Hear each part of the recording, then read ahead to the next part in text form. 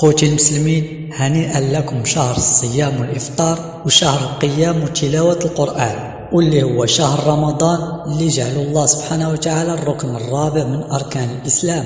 فالله جل وعلا فرض على المسلمين أنهم يصوموا شهر واحد في العام، وهو شهر رمضان المبارك. قال الله تعالى في سورة البقرة: يا أيها الذين آمنوا كتب عليكم الصيام كما كتب على الذين من قبلكم لعلكم تتقون. والمعنى ديال الصيام في الإسلام هو أنك تعبد الله سبحانه وتعالى بالإمساك والامتناع عن الأكل والشرب والجماع وبقية المفطرات من طلوع الفجر للموعد ديالو آذان الفجر الصادق إلى غروب الشمس للموعد ديالو آذان المغرب. وهذا الشهر رمضان اللي هو الشهر التاسع من الأشهر القمرية كتعتبر من أحسن الأشهر القمرية، وعنده بزاف ديال الفضائل، منها أنه الشهر اللي اختص الله سبحانه وتعالى بنزول القرآن الكريم، كما أخبرنا الله سبحانه وتعالى في سورة البقرة بقوله: شهر رمضان الذي أنزل فيه القرآن هدى للناس وبينات من الهدى والفرقان فمن شهد منكم الشهر فليصم.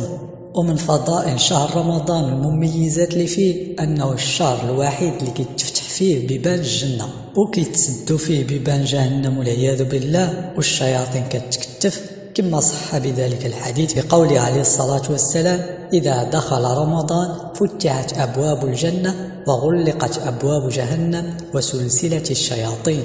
فإذا هذه فرصة كبيرة باش الإنسان يجتهد في فعل الطاعات ويجاهد نفسه باش يترك الذنوب والمعاصي طالما أن الشياطين مكتفة. ولهذا كنلاحظوا بأن هذا الشهر المبارك كيكثر فيه الخيرات وكيعمروا فيه المساجد وكيقل فيه الشر. وحذاري أنك تلمس خوك المسلم وتقول فيه عباد رمضان وما يدريك أن الله عز وجل من عليه بالتوبة ويبقى تابت عليها حتى يلقى الله عز وجل بها. ومن الفضائل ديال شهر رمضان أن اللي صام نهار وقام ليلتها كيغفر لي الله عز وجل ما تقدم من ذنبه، لقوله عليه الصلاة والسلام: من صام رمضان إيمانا واحتسابا غفر له ما تقدم من ذنبه، ومن قام رمضان إيمانا واحتسابا غفر له ما تقدم من ذنبه. فاللي صام نهاره وقام ليله إيمانا بمعنى أنه مصدق ومعتقد أنه حق، واحتسابا بمعنى أنه مخلص فيها لله عز وجل، فبهذه النية هذه كيغفر لك الله سبحانه وتعالى جميع الذنوب اللي دازت منك.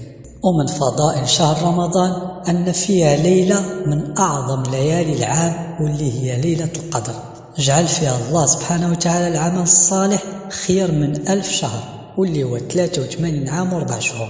وهذه الليلة هذه كاينة في العشر الأواخر من رمضان، وهي ما معروفاش بالتحديد، الغالب كتكون في ليلة 27 وفي بعض الأحيان تقدر تكون قبل وتقدر تكون من بعد. ولهذا سيدنا رسول الله صلى الله عليه وسلم كان كيعتاك في العشر الأواخر ويجتهد في العشر الأواخر الأخيرة ما لا يجتهد في غير من رمضان باش يحصل الثواب ديالها وينال الأجر العظيم اللي فيها.